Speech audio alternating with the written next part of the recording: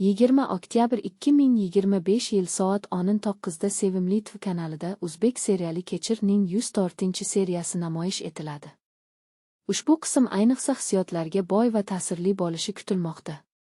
Ilyos va Nasiba hikoyasi boshlanishidan boshlab tomoshabinlarni rom qiladi. U Yo'l Kamazining haydovchisi, u mehribon uy bekasi, birga 2 farzandni tarbiyalashadi.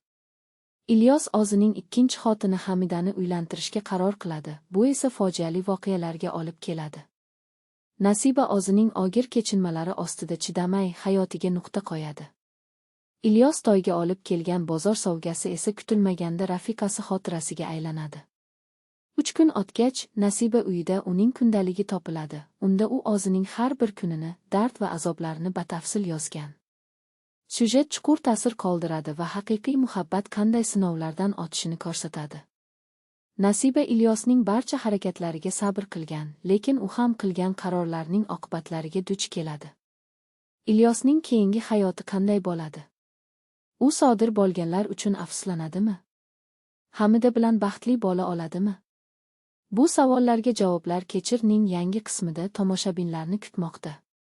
Serial haqiqiy hayotiy voqealarga asoslangan bo'lib, uni yanada samimiy va hissiyotlarga boy qiladi.